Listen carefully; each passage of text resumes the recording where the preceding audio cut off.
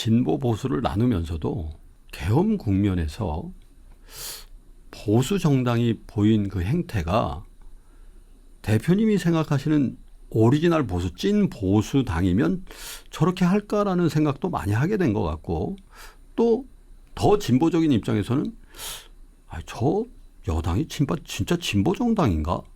이런 생각도 하는 분들도 계시더군요. 맞아.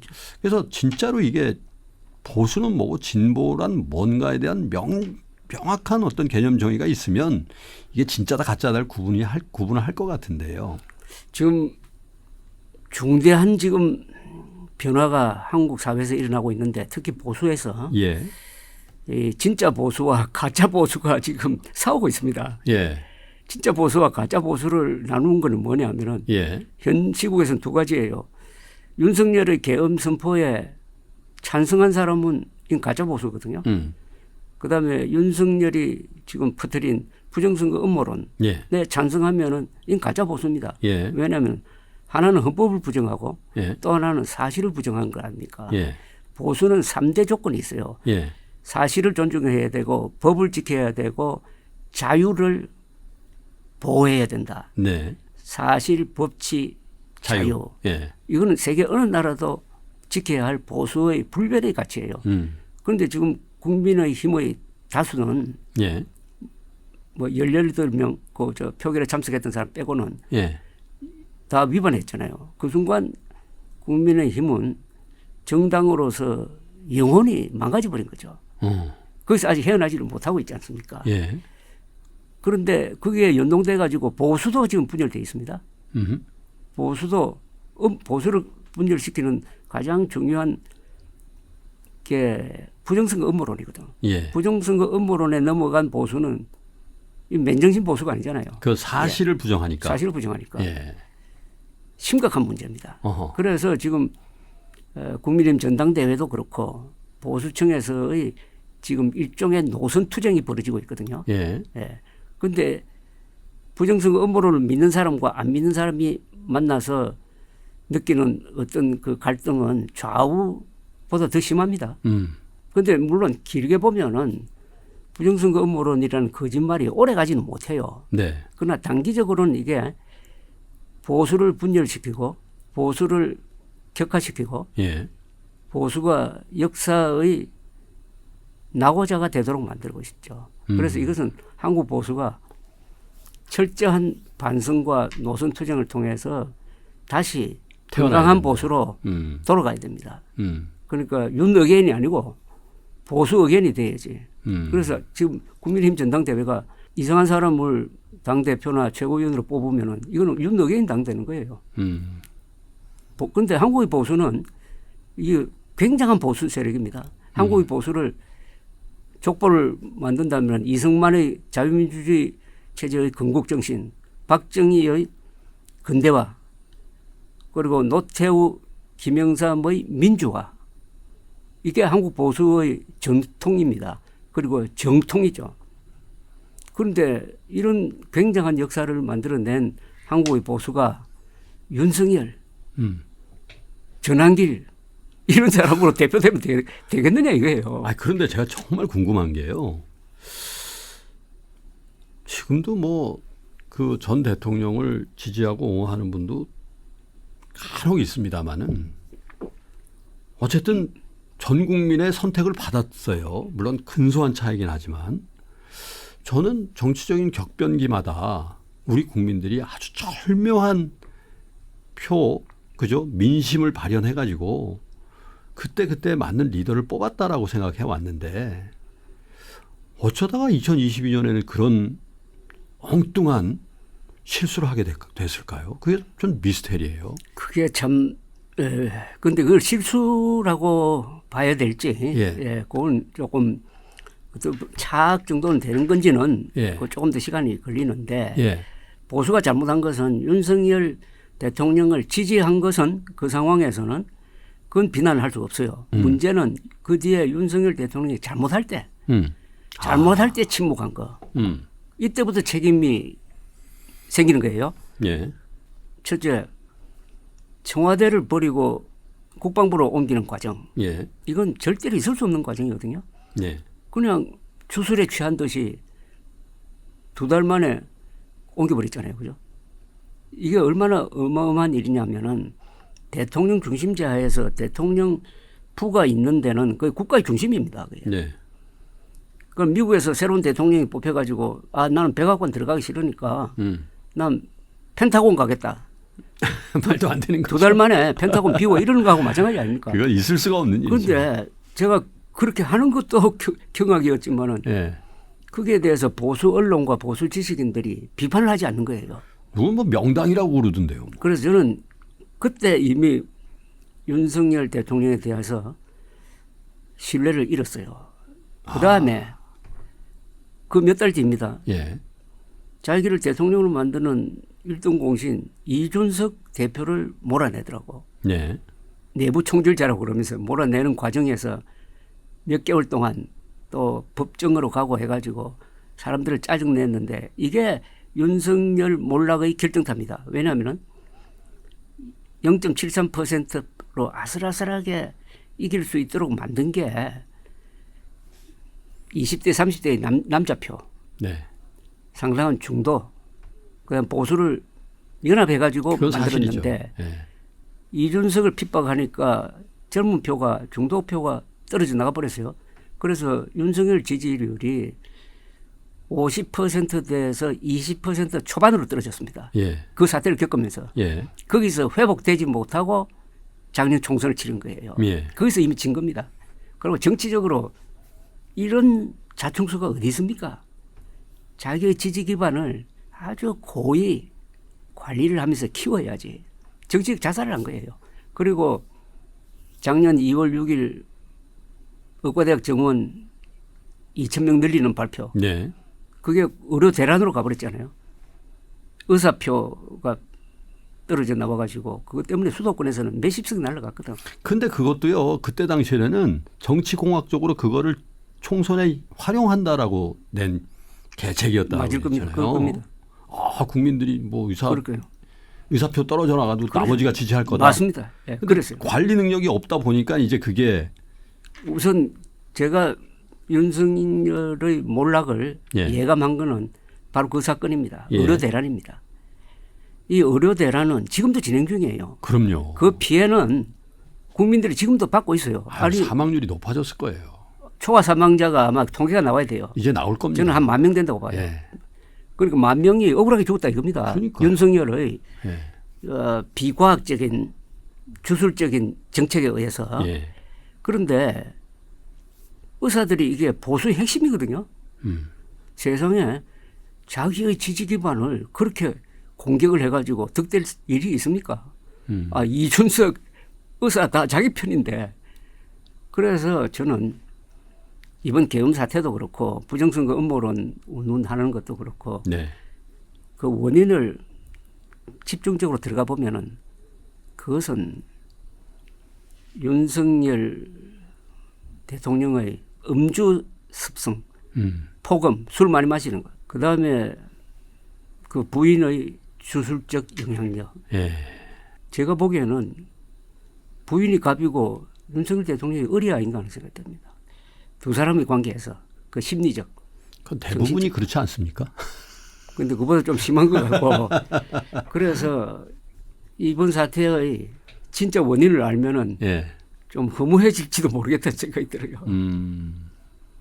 얘기가 시작이 이제 찐 보수와 가짜 보수 얘기를 하다가 이렇게 된 건데 그래도 국회의원으로서 국민의 지지를 받고 선택을 받았으니까 의정 활동을 하는 분들이고 어떻게 보면 우리 사회 정말 리더들인데 그런 부분에 있어서도 왜 그러면 단절이 안 되고 계속 윤호개인이나 또 그런 부분에 대해서 천착하면서 자꾸만 이렇게 국민들하고 멀어지는 그 길을 가려는 정치인들이 숫자적으로 꽤 있잖아요.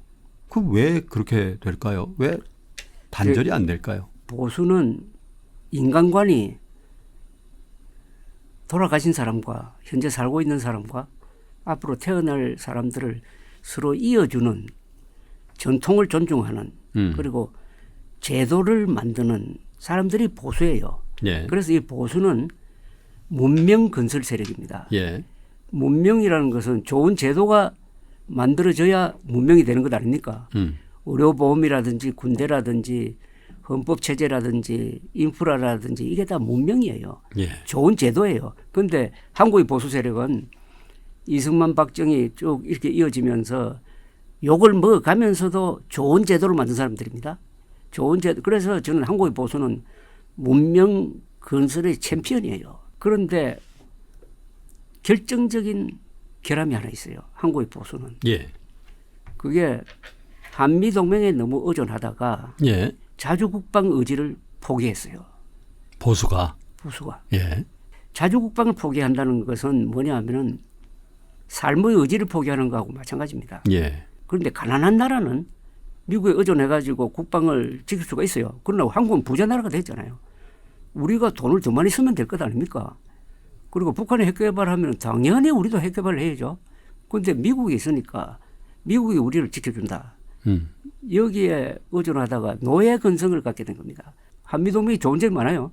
좋은 점이 70이라면 30% 정도는 부정적인 작용을 하는 게 의존적으로 만든 거지. 예. 사대적으로 만든 거죠. 예. 이렇게 되면은 한국의 보수는 보수가 아닙니다. 안보를 포기한 보수가 보수라고 할 수 있습니까? 어느 나라든지 보수는 그 핵심에 안보가 있어요. 예. 스스로 지킨다. 안보를 중심으로 외교, 경제, 정치가 돌아가야지. 제가 이스라엘을 취재를 여러 번 했는데 이스라엘에 1995년에 갔더니 그 유명한 군사 전문 기자를 만났어요. 이분이 예. 지금 서울 한복판에 미군이 있지 않느냐고. 그렇게 되면은 국민이 타락합니다. 아, 그 당시에 이러더라고요. 저한테 그렇게 충고를 하더라고요. 20년 전에 이스라엘 군사 전문 기자가 30년 전. 30년 전에 네. 제가 그 이야기를 듣고 계속 생각을 많이 해봤는데 예. 그게 결국 맞아요. 그 대신 이스라엘은요. 미국과 아무리 친해도 미군의 도움을 받아서 싸운 적이 없습니다. 물론 미군이 주둔한 적도 없고. 왜냐. 자기 나라에 외국 군대가 주둔하면 국민들이 의존적으로 되고 타락한다 하는 걸 알았던 거예요. 우리는 이제 알게 됐어요.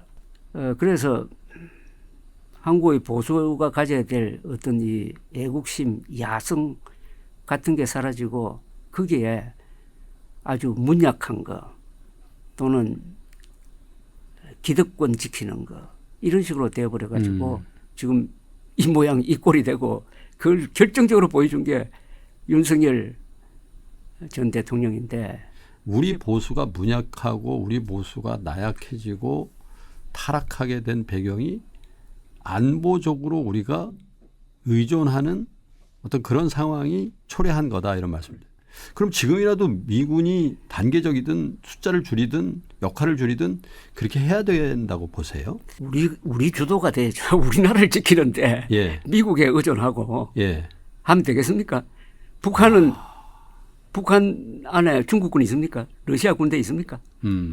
그럼 우리가 북한보다 못 삽니까? 아니 국방비를 2배, 3배 늘리더라도 우리 힘으로 우리를 지켜야지. 물론 무슨 한미동맹이라든지 전시작전권 이거는 좋은 제도입니다.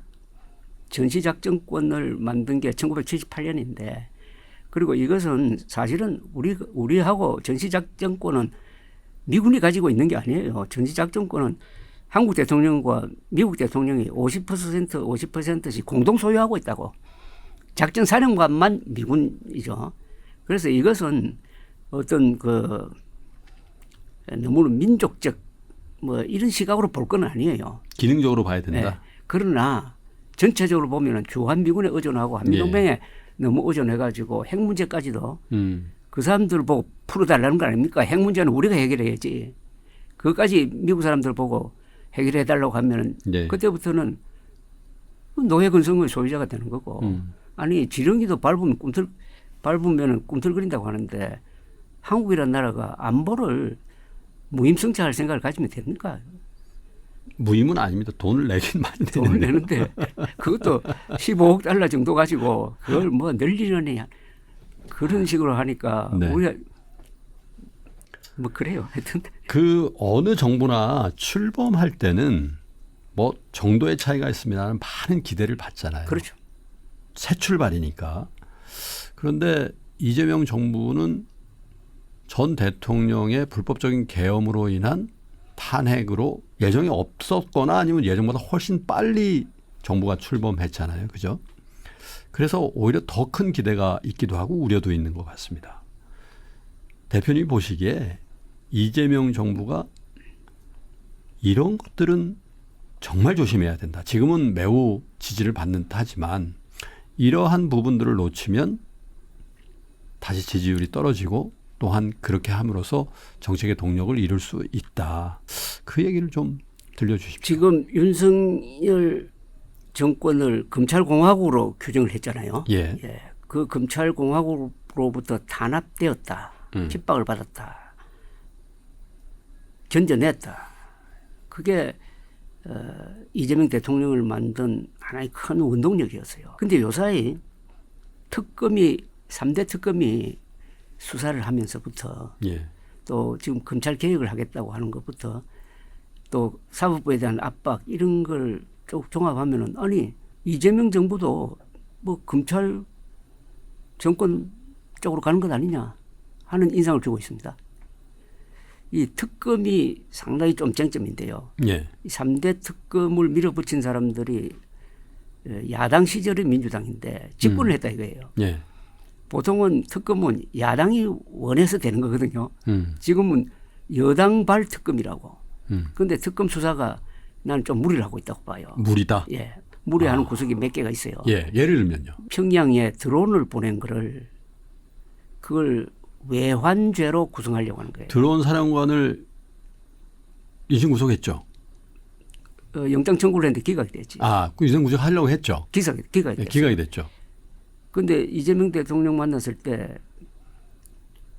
드론 사건을 외환죄로 구성하는 것은 무리라고 생각한다라고 했더니 그분도 그건 특검 소관이지만은 외환죄 구성은 무리일 거라고 이야기를 했어요. 법률가시죠. 그러니까 외환죄는 어떤 거냐면은 외국과 통모하여 대한민국을 공격한 자는 무기징역 아니면 사형에 처한다 이렇게 돼 있어요. 예.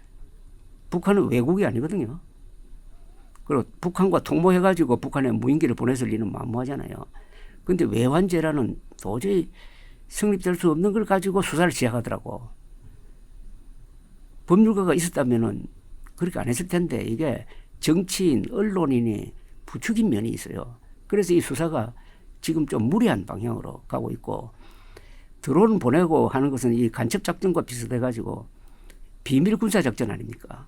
비밀 군사 작전을 수사를 하기 시작하면은 그 정보가 다 공개가 됩니다. 네. 그래 북한은 지금 들여다보고 한국에서는 드론 작전을 어떤 시스템으로 하는지 좀 훤하게 알게 됐을 거라고요.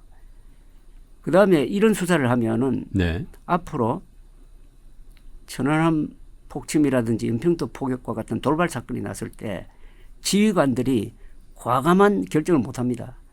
이랬다가 세월이 지나면은 난 또 검찰 수사 대상이 아니냐 이래 되면 조심하게 된다고. 이 작전은 순간적인 대응이 제일 중요한 것 아닙니까? 얻어맞았을 때 몇 초 안에 대응하는 이런 건 즉각적으로 해야 돼. 자동적으로 돼야 되거든요. 예. 그래서 이건 굉장히 조심해야 된다 하는 생각이 듭니다. 똑같은 차원에서 그 최상병 특검도 전 해병대 사령관 구속영장 청구했다가 그것도 기각이 됐다고. 그래서 우리가 보호해야 될 게 군대입니다. 국군입니다. 국군이라고 하면 그 장교단의 사기도 보호하고 해야 되는데 너무 그쪽으로 지금 수사가 집중돼 가지고 계엄 사태로 해가지고 이미 거의 황폐화가 되고 쑥대밭이 됐는데 이 특검 수사를 통해서 또 그렇게 되고 이게 이제 내란 수사가 국민의힘을 수사 대상으로 삼기 시작하면은 또 이게 어떻게 보면은 보수가 뭉치는 자극제 역할을 할 수도 있어요. 그래서 그걸 아주 잘 가려서 해야 되는데 네. 지금 특검이 3대 특검에 동원된 검사 수가 140명인데 사실상 검찰청 하나 새로 만든 거하고 마찬가지거든요. 그러면은 자연스럽게 공명심에 의해서 무리를 하게 된다. 그게 부담이 누구한테 가느냐? 민주당이 간다 이거예요. 과거의 특검은 야당 특검이니까 특검이 잘한다고 하면은 국민들이 박수치고 했는데 여당의 특검이라 이거죠. 여당 발특검이라는 거지. 예. 정동영 장관이 한미 군사훈련을 조정해야 된다는데 이거는 그렇게 쉽게 던질 이야기가 아니거든요. 한미 동맹이 유지되려면 한미 군사훈련이 항상 이루어져야 합니다. 그게 뭐 북한을 자극하는 것도 아니잖아요. 북한은 자극한다고 거짓말을 하지만 그걸 국방부와 논의도 하지 않고 미국 측과의 논의도 없이 그냥 언론에 툭툭 던져버리면 그 전부 다 대통령한테 간다니까요. 아, 그 부담이. 그렇죠. 예. 그리고 한미 군사 훈련에 대해서 이런 아주 악몽 같은 게 있지 않습니까? 2018년 6월에 싱가포르에서 트럼프가 김정은 만나고 나와서 기자회견을 하면서 갑자기 한미 군사 훈련은 돌이 든다 하면서 중단시켜 버렸어요. 미군하고도 논의하지도 않고. 그래서 그 뒤에 이거를 복원시키는데 한국과 미군이 고생을 그렇게 많이 했습니다. 예. 그런데 다시 또 이걸 조정한다면 그것도 예. 김여정한테 잘 보이기 위해서 하는 것처럼 비치면은 장관이야 뭐 그런 말 하고 빠져버리면 그 말이지만 국군 통수권자인 대통령이 부담을 정권의 부담이 된다 된다, 이겁니다. 그 우리나라가 이제 1945년에 해방된 이후에 많은 대통령이 이제 탄생했고 또 그 중에 착재하는 분들은 좋은 결과를 못 봤던 것 같아요. 조갑제